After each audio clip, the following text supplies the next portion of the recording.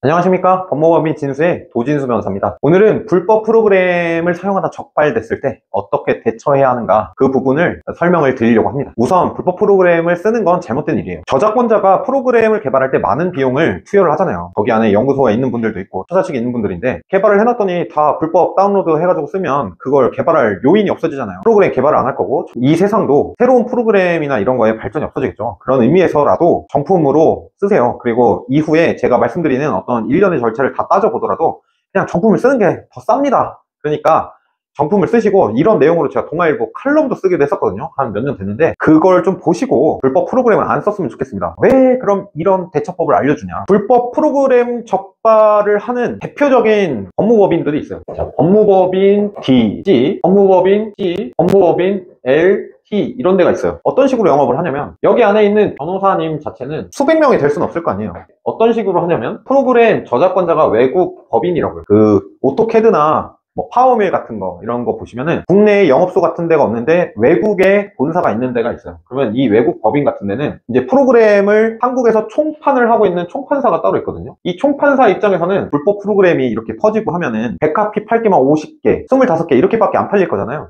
그러니까 총판사 입장에서는 국내에서 불법 프로그램이 돌면 본인들 생계에 큰 지장을 주게 됩니다. 그래서 외국 법인이 이 법무법인 포괄위임을 하게 해요. 포괄위임장 자체는 영어로 돼 있어요. 그래서 영어에 번역공증 받아가지고 보통 내시거든요. 그래서 이렇게 해서 수천 개씩 포괄위임을 해요. 대표적인 법무법인 세 DLC 세 군데도 변호사님들이 수백 명이 있는 게 아니잖아요.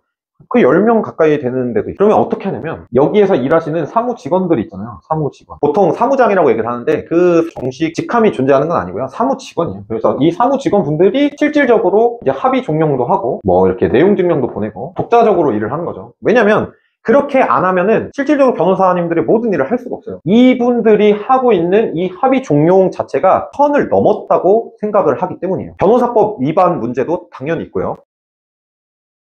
이분들이 대표적으로 합의 종용을 하는 방식은, 본인들이 알고 있는 이 총판을 지정하고, 이 지정된 총판에서 프로그램을 사는 걸로 합의를 하는 거예요. 어떤 식으로 얘기하냐면, 어차피 네가 불법 프로그램 쓰던 거 프로그램 써야 됐던 거잖아. 그러니까 우리한테 지정하는 총판을 통해서 프로그램을 구입을 해. 네가 침해한 카피 개수만큼. 그러면 너도 손해 아니잖아. 우리는 궤도 목적으로 정품을 사용하게 하기 위해서 이런 합의를 하는 거야. 이렇게 얘기를 한단 말이에요. 그런데 이거는 숨은 맹점이 있어요. 첫 번째는 뭐냐면, 이 합의 종용을 하는 이 프로그램 가격이, 기본 가격 자체가 시중가에 비해서 너무 높습니다. 그냥 직거래 형식으로 홈페이지 가서 다운로드 받아서 그 라이선스 비용 내서 쓰는 비용하고 비교해도 기본적으로 가격이 높아요. 거기에다가 두 번째는 있는 거 없는 거 옵션을 다 끼워 넣어요. 예를 들어 파워밀 같은 경우도 여러 가지 옵션이 있죠. 옵션이 한 10개 돼요. 그 옵션을 다 넣은 것과 기본 옵션 비교하면 가격 차이가 꽤 많이 나거든요. 기본 가격도 높은 데다가 모든 옵션을 다 때려 박아요. 그래서 그렇게 산정된 한 카피당 가격을 가지고 거기다가 판수 자체도 높여버려요. 불법 프로그램을 사용하면 자기 IP나 맥 어드레스가 있는데, 맥 어드레스에 한 번, 두 번, 세 번 깔 수도 있잖아요. 이걸 중복 카운트를 다 해버려요. 최종적으로 네가 침해한 거는 세 카피니까 세 카피 다 사라, 이렇게 얘기를 하면 이 금액 자체가 막 거의 몇 천만 원에서 1억이 넘는 거예요.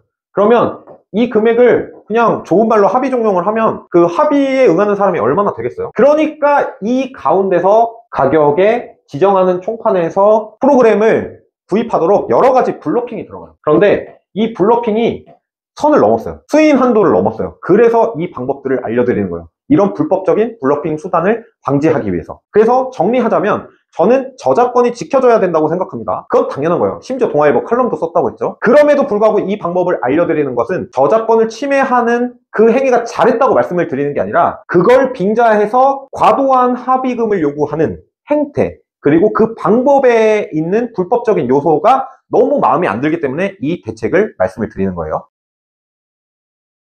두 번째로, 이제 블러핑 수단이 뭔지에 대해서 말씀을 드릴게요. 첫 번째는 내용 증명이에요. 되게 흔한 경우는 아닌데 불법적인 조사를 함께 해요. 사실은 이 불법적인 조사 때문에 제가 이런 대응책을 여러분들한테 알려주게 된 거예요. 제가 아는 제조사 대표님이 있어요. 이제 화성에 계신 분인데, 어느 날 전화가 온 거예요. 뚜룩 전화서, 어이 도변, 지금 큰일 났어. 왜요? 이러니까 파워밀이었나? 그런 프로그램 중에 하나인데 불법 프로그램을 다운해서 썼던 거예요. 이 불법 프로그램은 IP 주소하고 맥 어드레스 자체를 자동적으로 수집을 해요. 그래서 이게 불법적인 프로그램인지 아니면 합법적인 건지 내부에서 확인을 하는 시스템이 있어요. 그래서 이게 자동 저장이 된 거예요. 사용이 되는 동안 계속 확인을 하고 있는 거죠. 딱 IP 주소를 열어봤는데 일반 가정집이 아니라 영업장이었던 거예요. 영업장은 공중에 거의 오픈이 되어 있으니까 부담이 없잖아요. 그래서 이 영업장으로 쳐들어온 거예요. 누가? 아까 말씀드렸던 법무법인 DLC의 사무 직원들이. 그래서 처음에 쳐들어왔다길래 사법경찰관이에요? 영장은 보셨어요? 이렇게 얘기하니까 영장은 제시되게 돼 있잖아요. 근데 대표님이 영장이 없다는데? 이러는 거예요. 무슨 얘기를 하는 거냐고 담당자 바꿔달라고 얘기를 했어요. 소속하고 직함이 어떻게 되시죠? 그랬더니 전 경찰이 아닌데요? 이래요. 그래서 경찰이 아니라고요? 근데 지금 무슨 권리로 압수수색 하고 계십니까? 이렇게 얘기했더니 자기는 법무법인 누구누구의 사무국장인데 불법 프로그램에 대해서 확실한 조사를 하기 위해 나왔다는 거예요. 그래서 아니 무슨 소리 하시냐고 다시 바꿔달라고 해서 그 대표님한테 얘기를 했더니 대표님이 본인이 동의를 할지 안 할지 고민을 하고 있었다는 거예요. 그래서 제가 동의를 이걸 왜 해주냐고 얘기를 했어요. 당연히 불법 압수수색이잖아요. 동의를 빙자한. 그래서 대표님한테 딱 얘기를 했어요. 지금 제 말 듣고 두 글자만 얘기하십시오. 나가! 그래서 그분들 물리쳐 놓고선 그 다음에 대응책을 개발을 했던 거예요. 첫 번째 블러핑 수단은 내용 증명하고 불법 조사인데 여기서 하는 수단들이 있어요. 뭐냐면 각서를 쓰게 하고요. 두 번째는 증거를 수집해요.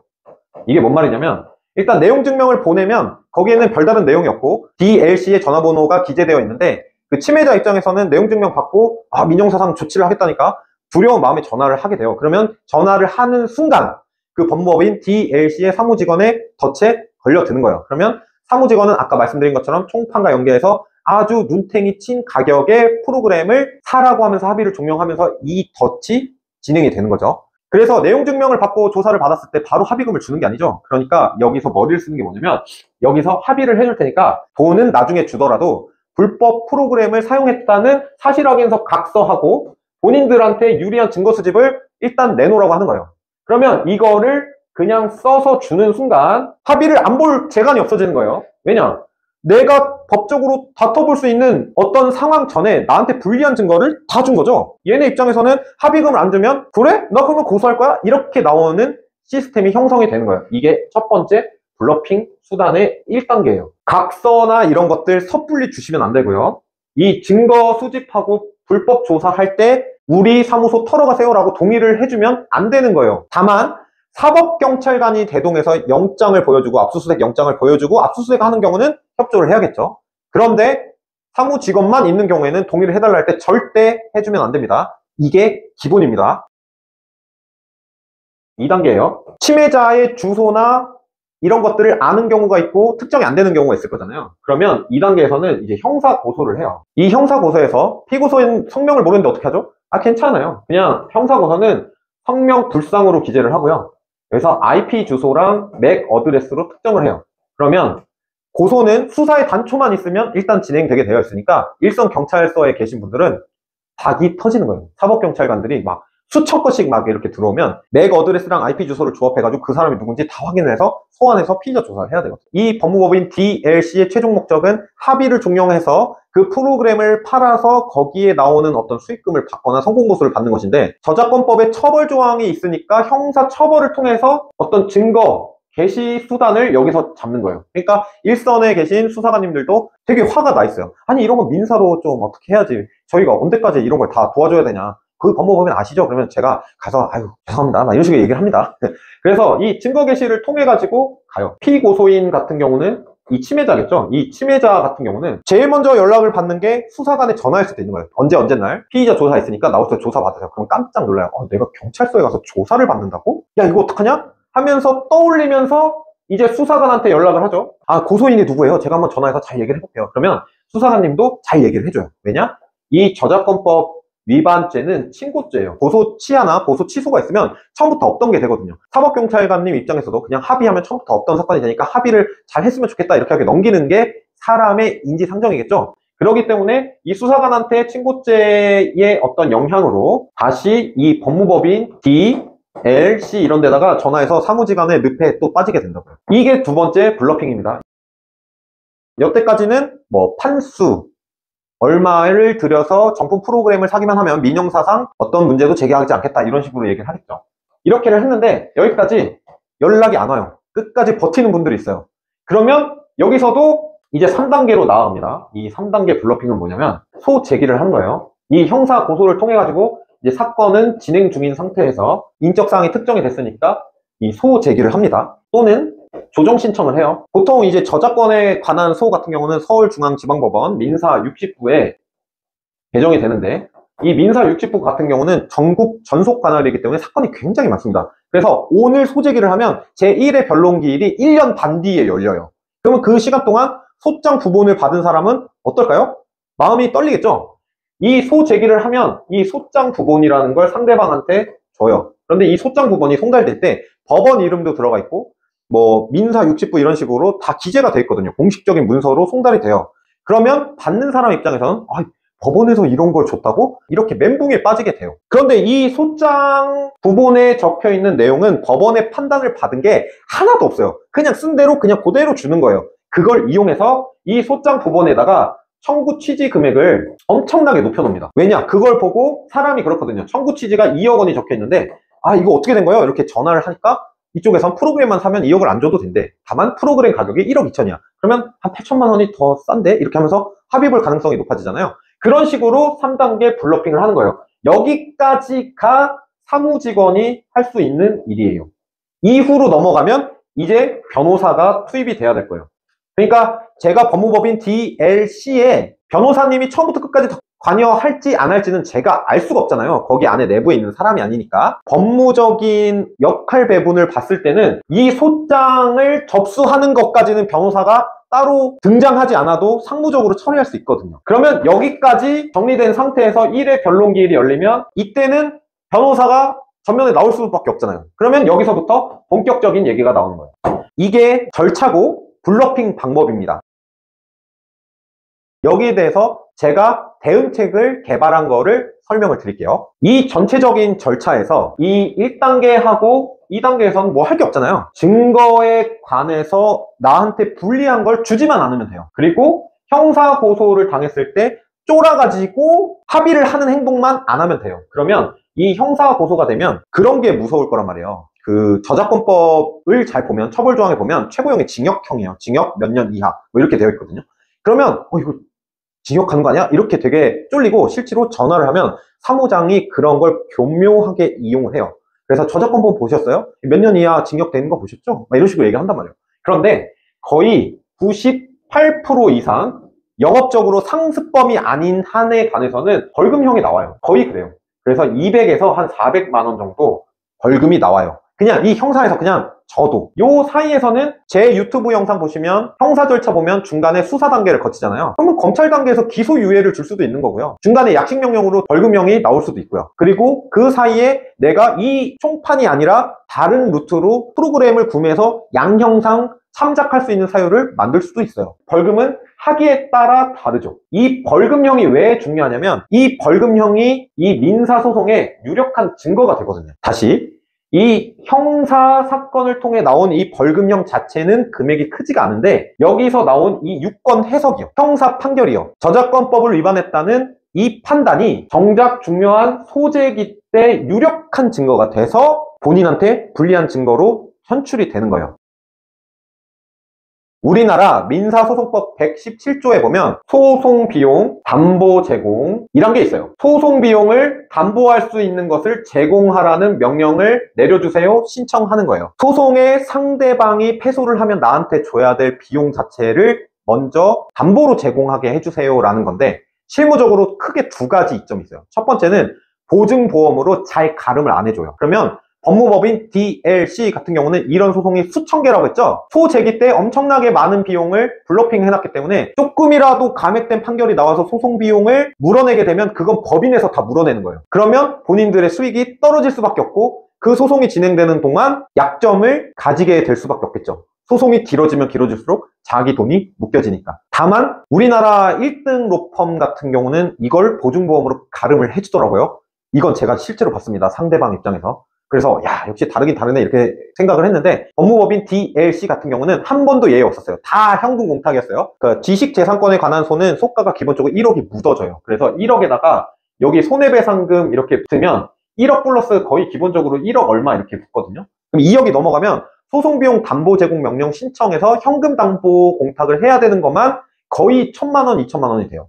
그러면 그 사건이 수천 개, 수만 개씩 돌리고 있는 법무법인 DLC에서 이걸 다 감당할 방법이 없겠죠. 지금은 이걸 신청하는 사람이 저나 몇몇 없기 때문에 지금은 일단 현금 공탁을 다 하시더라고요. 하지만 대응책으로서 소송비용 담보 제공 명령 신청이 활성화된다면 이렇게 소재기 가지고 블러핑을 하는 횟수도 확 줄어들 겁니다. 그리고 두 번째 특징은 민사소송법 117조에 보면 재량 규정이 아니에요. 국내에 주소가 없고 영업소가 없을 때는 소송비용 담보 제공 명령 신청을 할 수 있다가 아니라 해야 한다 이렇게 돼 있어요. 그러면 결정 신청서만 되면 그냥 바로 나오는 거예요. 그러면 받기가 되게 쉽겠죠. 주소지만 확인해보고 아 여기가 우리나라에 영업소가 없네, 소장에 기재돼 있으니까 영업소가 없네, 그러면 바로 소송비용 담보 제공 명령 신청 딱 하는 순간 법무법인 DLC에서는 위에 얘기해서 외국의 그 수천 건에 대한 소송비용 담보 제공 명령에 필요한 현금 공탁을 해달라고 부탁을 하거나 아니면 자기 돈을 묻어야 될 거잖아요. 그러면 거기서부터 딱 브레이크가 딱 걸리기 시작하는 거예요. 그러면 이 소송비용 담보 제공 명령은 하여야 한다라고 되어 있기 때문에 이 결정이 딱 나오는 순간 이미 상대방은 돈을 여기다 묶어놓고 시작을 하게 됩니다. 그럼 어떻게 되죠? 소송이 길어지면 길어질수록 부담이 커진다고 했죠? 그러면 이쪽이 이제는 우리의 요구안을 받아들일 준비가 된 거예요.